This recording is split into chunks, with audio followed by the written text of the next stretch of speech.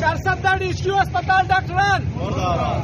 دا نارې د 400 هسپتال مهته د هغې مړې شوې زنانه د کورنۍ د غړو دي څوک چې د سرډېرو کلي سره تړاو لري او خپله ناروغه زنانه یې د 400 ډیچکو هسپتال ته راوستې وه او دلته یې ژوند د لاسه ورکړو د مړې شوې زنانه د کورنۍ قهرجنو غړو د مظاهرې په توګه د هسپتال مهته روډ بند کړی و او ویې ویل چې د MS ډاکټر جانزیب د بدې رویو په هسپتال کې د زنانه د علاج نه کېدو له امله هغې ژوند د لاسه ورکړو دوی غوښتنه لرله چې د زنانه د وژنې وروسته دي په سمدستي توګه پلټنې وشي او د غفلت ارتکاب کوونکو ته دې سزا ورکړي شي دا په داسې حال کې ده چې غیر سرکاري شمیرو تر ما په تېره یوه میاشت کې د 400 په هسپتال کې تر 7 پورې ماشومانو هم ژوند د لاسه ورکړی دی تر دې وخته دغه مړو شوو ماشومانو او زنانو د کور د غړو خبرو ته د هسپتال انتظامي لاس جواب نه دی ویلی د مړې شوې زنانه د کور غړي وایي چې د MS ډیچکو ډاکټر جانزیب په موجودګۍ کې د مریضانو د مړې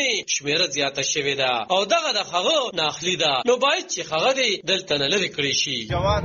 زموږ ملګری دی سرډېرو ته تعلق ساتي هغوی زنانه راوستې وه او تقریبا ډېر ټایمه پورې په واټ کې پرته وه او داسې مسلمان بندنو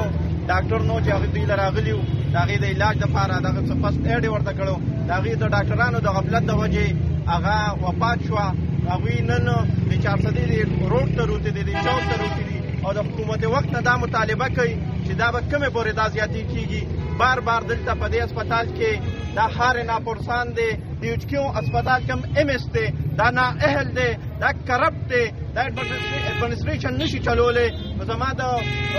هیلث منسټر نه د چیف منسټر نه دا مطالبه ده چې دا د فلپور دا د دې نه رکړی کړی شي د مای په 12مه د ځوانانو ډاکټرانو تنظیم مرسیال صدر ډاکټر شاهد ایوب ویلي وو چې د MS چلن نه یوازې د مریضانو سره بلکې ډاکټران ترې هم تنګ دي او باید چې دې د ذاتي جګړو په ځای د هسپتال په ښه کولو توجه ورکړي علب خان شیرپو دلبر نیوز 400